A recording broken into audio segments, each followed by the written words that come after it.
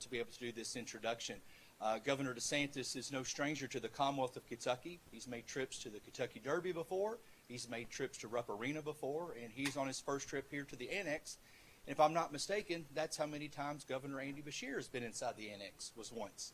So with that, we are honored today to have him on testimony of the balanced budget amendment, and we have testimony that was recently provided in the committee today. And with that, it is a piece of legislation that me personally, I'm very supportive of. As you know, as bills travel from the House into the Senate and vice versa through the process, I cannot speak for the other 32 members of the Senate Republican caucus, but I can say as the majority leader, this is a piece of legislation that is common sense. It is much needed, and it's something that the constituents in the base, especially the Republican Party, and I think many of Americans who want a common sense form of progress as it relates to the unsurmountable debt that our country continues to find itself in, especially at the federal level. We also have a piece of legislation this session on the House side of Senate Joint Resolution 17 that gets into congressional term limits, which I filed as well. But the focus of today and the testimony you've heard is about the balanced budget amendment, that being House Resolution 45. It is with, once again, great honor that we welcome from the state of Florida to the Commonwealth of Kentucky, Governor Ron DeSantis. Well, it's great to be back. When we were at Rupp Arena last year, we had two of our kids, and they're all in elementary school, but they're all very big Florida State fans, which that meant was Florida Gators versus Kentucky. They were rooting for Kentucky. And I told my son, I said, you know, you got to be a little less overt in this. Like, I'm the governor of Florida. Like, come on. But he was rooting very hard for Kentucky because he's not a University of Florida fan. But that was a lot of fun. And I also, way back in the day, back in my baseball days, you know, we made trips in college to Bowling Green to play them. We played UK, got spanked by them. And then you could do bus rides to get to Middle Tennessee State. There were a lot, probably within, you know, a couple hours for sure. And so we played a lot of schools in that region, which was very fun. Sometimes it'd be cold when you're in early March. Sometimes it'd be nice, and I guess you guys know that more than anybody. This balanced budget amendment is important. I don't think there's any other way that you're going to change the fiscal trajectory of this country unless you provide constitutional restraints on Congress and their ability to continue to drive us deeper into debt. We were one vote away in the mid-1990s in the U.S. Senate from passing a balanced budget amendment out of Congress and sending it to the states for ratification. And just think, at that time, we basically were running a balanced budget. I mean, we had 3 years in a row where the federal government in the late 90s was actually running a balanced budget. Just imagine if that balanced budget amendment had taken effect, how different the fiscal trajectory of the country would have been over these last 26 years. It would be an entirely different ballgame. I'm just convinced that you're not just going to solve it with an election, because I can tell you, like, as a Republican, you know, I can talk about what we did in Florida by cutting spending, paying down debt, doing all that stuff. We did what every Republican promises to do, right? They all run on out-of-control spending, this and that, and yet nothing really changes. And so I don't think just saying we're going to win one more election is going to make the difference ultimately. I think you are going to need to band together as states. We've got 28 states that have done this. Kentucky could do it. I think would be phenomenal. We have Montana, Idaho. There's some more that are in a good shape to be able to get this done relatively soon. And then you get in a situation where you get 31, 32 states. Well, then Congress is going to say, man, this is serious. And maybe they decide to draft an amendment and send it to the states for ratification. If not, the states can meet under Article 5, draft an amendment, send it to the states for ratification. That's the way our founding fathers envisioned this. They knew there was going to be times when you would need to have structural changes in the way things do. And I've been to Congress, you know, in the past, served there for a few years, and the culture is not going to be conducive to fiscal reform. It just is what it is. I wish there was an easy answer that you can elect, do this different, do this, but I think we found none of this stuff's really worked over the last 20 years, and the problem's just gotten a lot worse. I mean, heck, even 10 years ago, I think we were at like 16 trillion. Now you're at 38 trillion, and that's like a 10-year span. I mean, that's been really, really aggressive at how this is going up. Of course, you have to pay interest on this debt. Those interest payments are over $1 trillion a year and growing.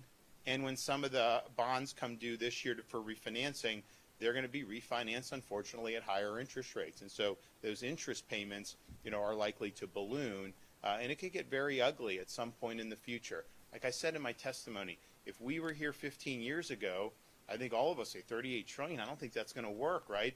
But I think the fact that you haven't had a full-blown debt crisis, largely because we're the reserve currency and we're the best option, or the least bad option of these other countries, so people think, well, it's not going to matter.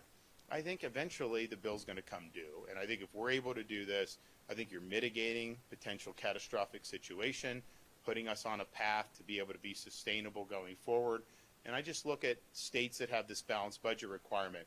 I have line item veto, so I veto spending, but we also run surpluses. Even if I didn't veto, we would be running surpluses. And I think part of it is the legislators can tell people who want more spending, like, hey, we can't, we're limited.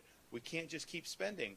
And it really provides not just a structural constraint, but a political defense of legislators who are trying to be good stewards of taxpayer dollars. So I think it's really, really good. I think Kentucky is a great candidate to do this.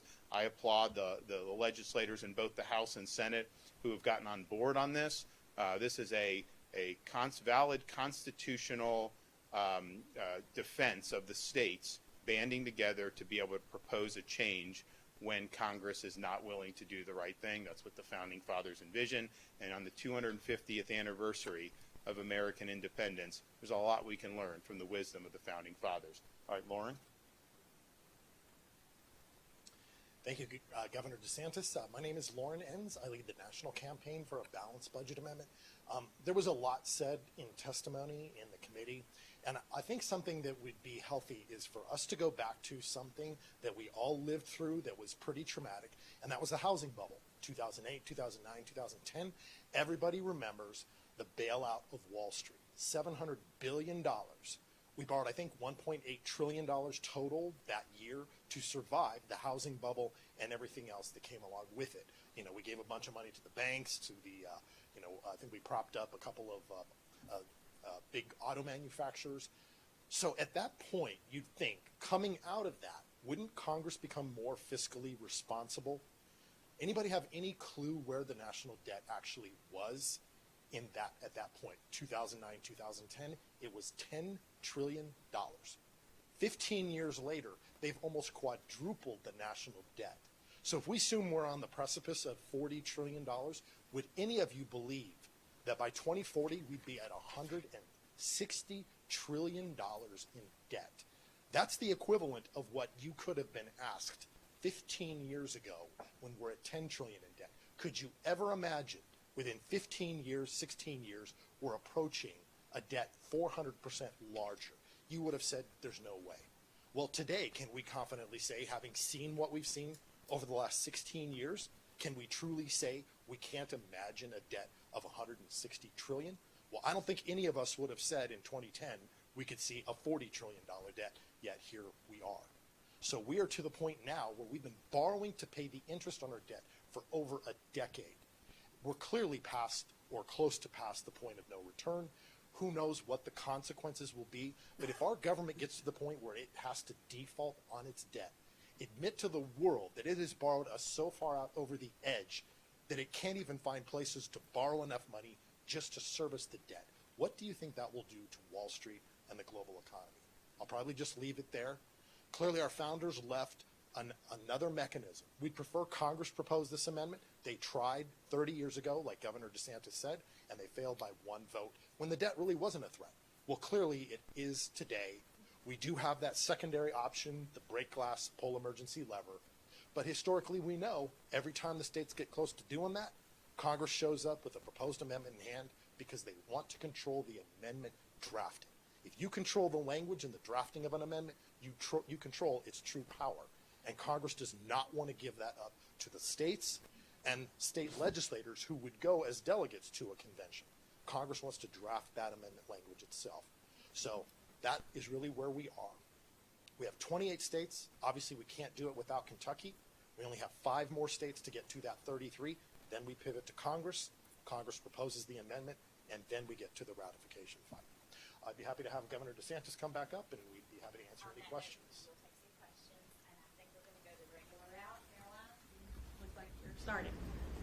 Governor, the opposition has said they're not necessarily opposed to a balanced budget. That's something that they would also like.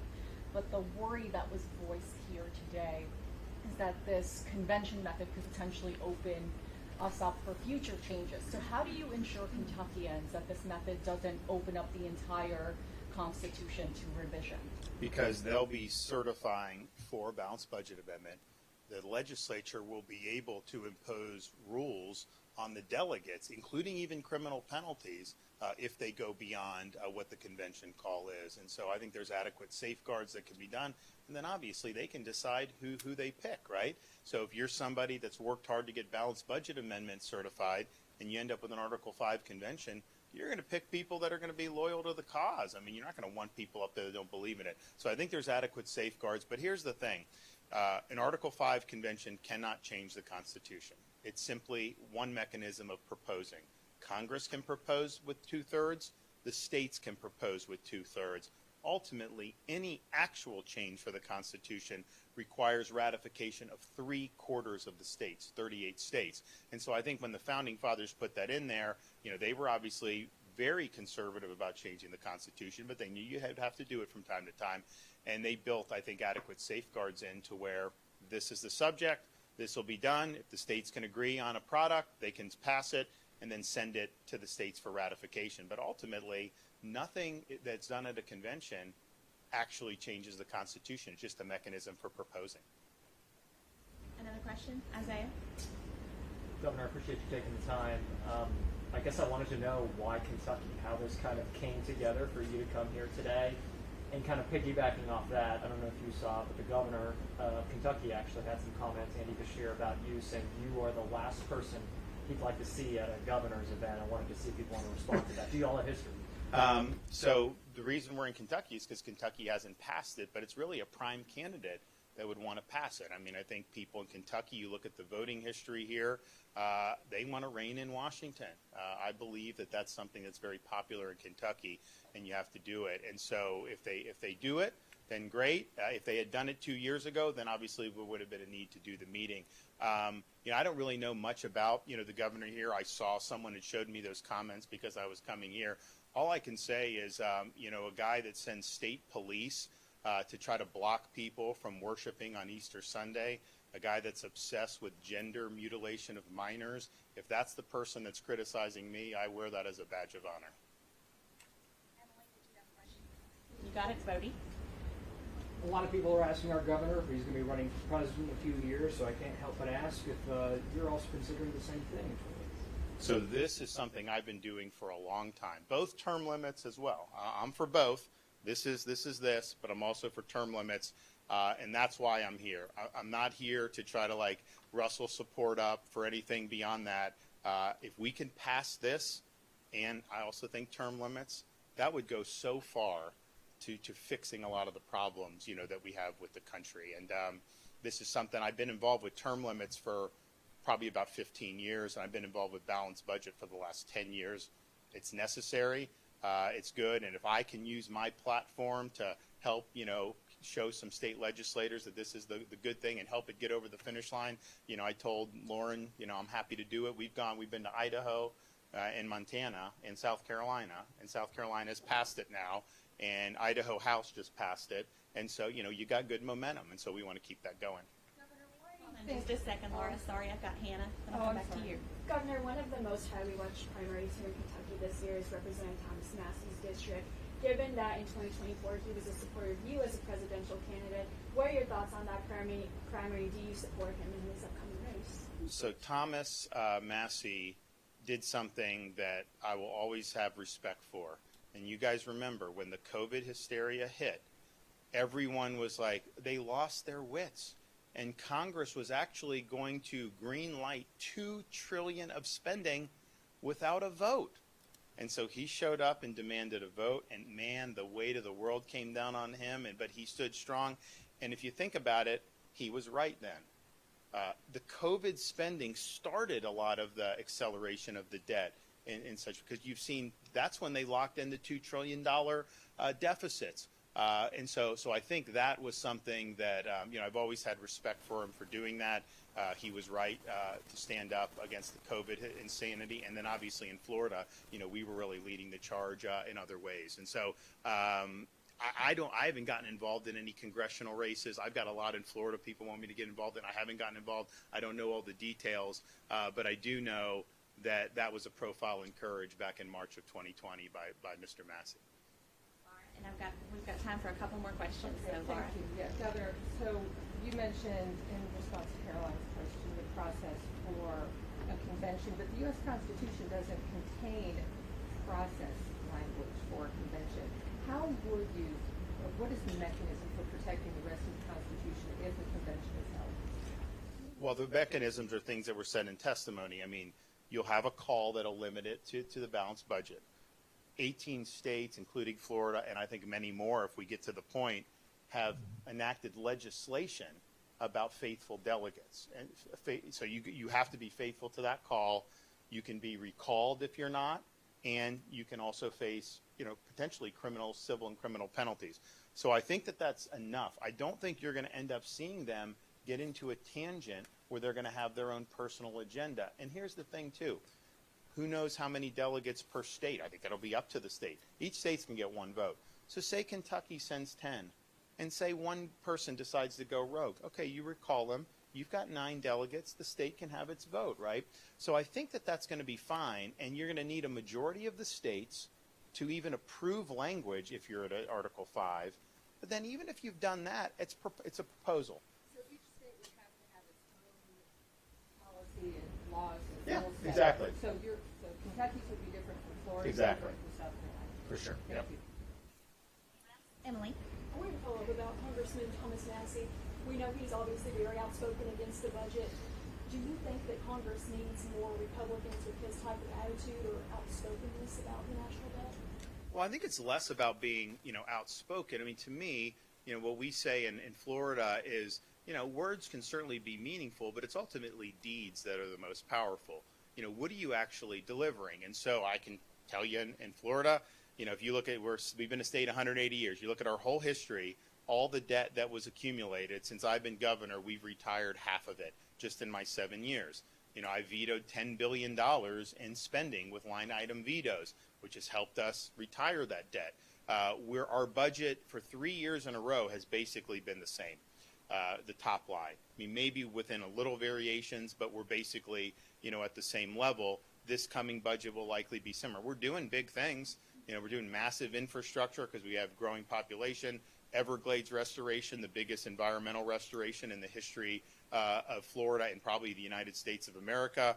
We just did $1.38 billion for teacher pay increases. We did law enforcement bonuses. We've done a lot, but we're doing it within a budget while reducing debt and tripling our rainy day fund. In fact, the New York City mayor just proposed their budget. I think he proposed like $140 billion. They have 8 million people. We have 23.5 million people. Our budget's $117 billion in Florida. New York State's budget, even though we have 3 million plus more residents than they do, their budget's more than twice the size of Florida's budget. So these are choices. And so you can talk a game, but what are you actually doing? So I think that's ultimately the thing. And I think the Republicans, so in Florida, if you look at, what we campaigned on, that's what we've done across the board, not just on budget, but on all this stuff and stuff. That when you do that, even voters that may not like everything you're doing, they will respect that because you tell them what you're going to do and you do it. And they know what they're going to get. And I think the Republicans nationally, particularly in the Congress, have had problems over the years because they run as very strong fiscal conservatives, but yet nothing really changes in terms of the fiscal trajectory of the country. Contrast that with when Republicans took over in '94. They had the contract with America. That led to a balanced budget. And, President Clinton was in office and Democrat. He signed the budgets. They had 3 years of a balanced budget. They came one vote away from actually passing a balanced budget amendment. They did welfare reform. They did all these things. I don't know that Republicans in D.C. have ever gotten, kind of that mojo back that they had in the 90s to really do. And so I think our voters typically, end up frustrated by some of the fiscal because it's not necessarily aligned with how a lot of the members campaign. And I can tell you, man, when Biden was president, these guys are out there talking about too much spending, and it was like that. We're going to fix. But, you know, the trajectory is what it is. I mean, it's unfortunate that D.C. has continued that way. So we need to figure out what's the solution. And I'm just convinced that unless you have this requirement where you're really forcing them, you know, to have to be responsible, I don't think it's ultimately going to work. And even if you did it one time, even if they balance the budget tomorrow, the next Congress can come in and undo that. And then you'll have another election, and they can come and they can undo it. And that's what's typically unraveled. That's typically what's happened is you've had these budget deals over the years, is you're having a deal to spend more now and then promising cuts in the future. And, you know, obviously those cuts never materialize because you can't bind future Congresses. So look, I think it's just, you know, we need to get our act together nationally in the Congress on this. But I can tell you the debt, like nobody is going to confuse me as going left on anything. Like, let's just be clear about that. But this is a bipartisan problem. I wish I could tell you it was just the Democrats, but it's a bipartisan problem, and it's going to require a constitutional amendment that gets support from people across party lines and including a lot of independents. I think this balanced budget can do that because I think people realize that the trajectory is scary. And we got to do something about it now. And so that's why I'm here. And I applaud the members of the legislature here in Kentucky from taking this on. And, you know, who knows? Maybe we'll see you guys in the Final Four. Take